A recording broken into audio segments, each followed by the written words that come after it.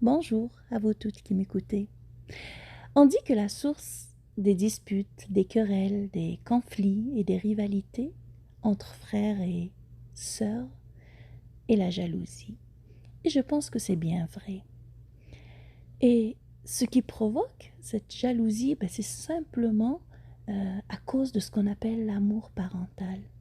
L'enfant se pose des questions sur sa place dans le cœur de ses parents. Chaque enfant cherche à savoir est-ce que son père, sa mère l'aiment plus ou moins que son frère et sa sœur. Et aussi bizarre que ça puisse être, cela est tout à fait normal et touche presque toutes les familles qui ont plus d'un enfant. Mais, un grand mais, parfois cette jalousie peut être difficile à gérer.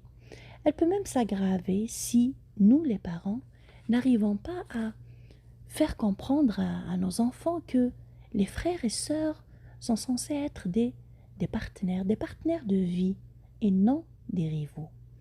Alors pour que la jalousie soit que passagère et pour éviter de futures rivalités, je voudrais vous partager, à vous qui m'écoutez sans me voir ce soir, quelques conseils pour apaiser les relations dans nos familles.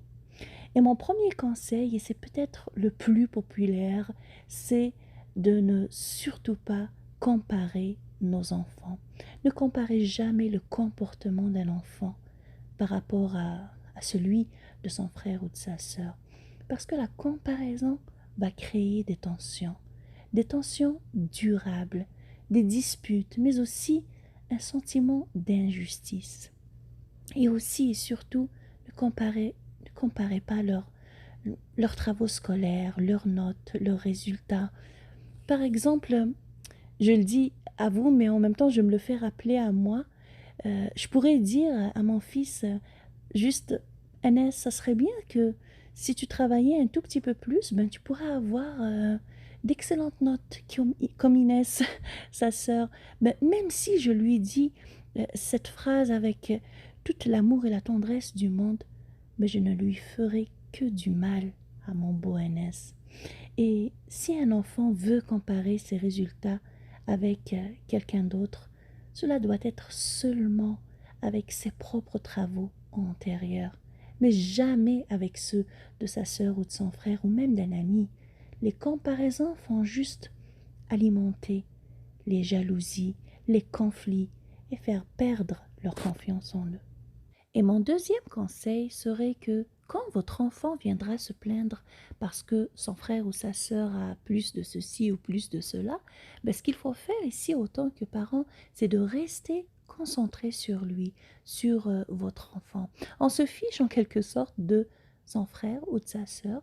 Ce qui doit nous intéresser à cet instant-là, c'est notre enfant, celui qui est jaloux. Il ne faut surtout pas essayer de chercher des explications, des justifications pour répondre à ces questions du pourquoi, du comment. Parce que si vous faites ça, c'est comme si vous niez l'émotion de votre enfant. Par exemple, dernièrement, j'étais dans un magasin avec ma fille et je lui ai offert un pull qui était à un bon prix, la couleur lui allait bien, bon, et en même temps, c'était un tricot de sport qu'elle allait avoir besoin pour ses entraînements sportifs. Mais en arrivant à la maison, son frère, tout vexé et jaloux en réalité, vient me dire, maman, pourquoi t'as rien offert pour moi?